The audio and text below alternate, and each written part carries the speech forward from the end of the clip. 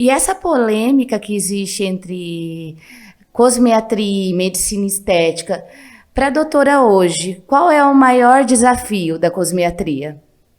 Não, na verdade, cosmiatria é um nome que se deu porque a medicina estética não é considerada uma especialidade, né?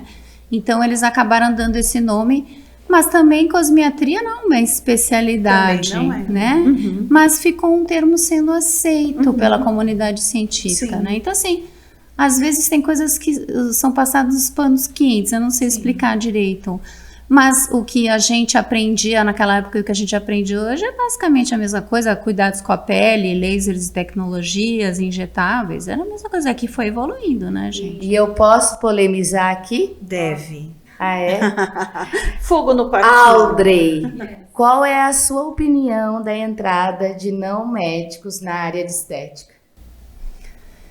Essa é bem polêmica mesmo. A minha opinião é a seguinte, é difícil julgar, né?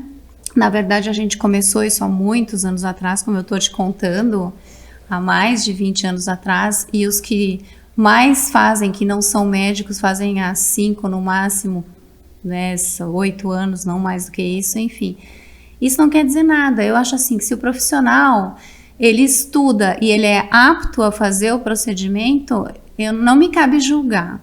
Só o que é muito importante salientar é que o ser humano ele é um todo, ele não é só uma face, né? Ou ele não é só uma estria. Então, assim, o ser humano pode ter lúpus eritematoso, ele pode fazer um choque anafilático com uma substância, ele pode ter uma necrose.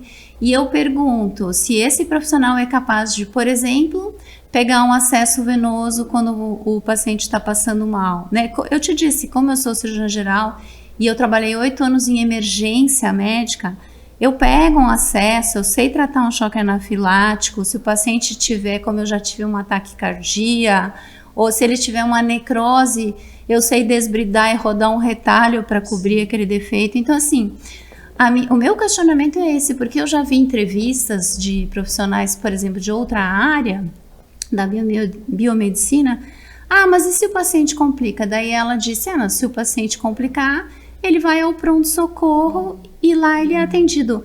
Ué, mas quem que vai atender esse paciente no pronto-socorro? É o médico, é o profissional médico. Então, assim, é só isso que eu acho que tem que ficar bem pontuado. Se o profissional que atende, ele está apto a tratar tudo que pode acontecer. Né? Na mesma tudo proporção, que pode acontecer. A realização e a ação de contramedida para quando a coisa não dá certo. Mas porque isso é uma polêmica. É sabedoria. Os meninos mas também é homens, polêmica, né, gente? Por exemplo, você manda fazer uma casa, vamos dizer. Você manda lá construindo a tua casa, o cara faz lá as paredes e aí desaba, deu um problema lá. E aí você vai ficar com medo, você vai chamar outro profissional para consertar aquilo, né? Então, aí a gente vai entrar nessa briga, né? Das complicações. Isso. É fato que existe hoje uma entrada de não médicos no mercado, mas a gente tem que ter sabedoria de nos posicionar de uma forma diferente.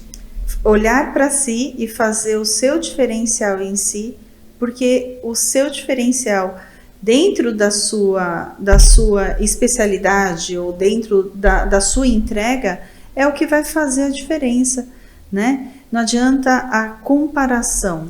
Não, nem tem que comparar. Eu já passei dessa fase, porque eu acho que tem profissional bom e ruim em todas as áreas. Perfeito. Eu não acho que só porque é médico seja melhor que o outro, não. Mas essa cultura veio muito embasada na cultura americana, que é onde o dentista faz medicina. Então, eu acho que eles puxaram um pouco dessa cultura e quiseram colocar aqui no Brasil. E a gente não está muito novo ainda, né, isso. Está muito novo essa questão dos não médicos estarem fazendo. A gente não está vendo ainda as complicações disso. Eu acho que daqui a uns anos vai ter que ter uma nova abordagem sobre isso. Na verdade, tem complicação com o médico também, não, por isso que é realmente polêmico, né? Tem a ver com formação, viu, Flávia? Por exemplo, o que eu vejo, eu não sei se é da geração, e o pessoal tem preguiça de ler, de estudar. é uma geração líquida, né? As pessoas querem tudo rápido. Tem um livro falando disso, muito bom. Querem tudo prontinho, mastigado, tem preguiça. Por exemplo, às vezes alguém pega e fala assim, alguém leu sobre isso? Meu, em 2 minutos eu vou no PubMed, puxo o artigo e ponho. A pessoa nem para fazer isso, essa busca. As pessoas não sabem ler artigo científico. Isso. Também não sabem ler a metodologia, isso, né? Exatamente. O nível de evidência, várias coisas aí. Então, assim, eu tenho um pouco de medo de afirmar que, não, porque ele fez faculdade A, B ou C, ele é melhor que o outro. Não, depende do esforço pessoal, depende da formação. Por exemplo, a Marina, a gente estava conversando sobre isso, na área dela, ou mesmo na sua área. A gente tem que estar sempre se esforçando, né?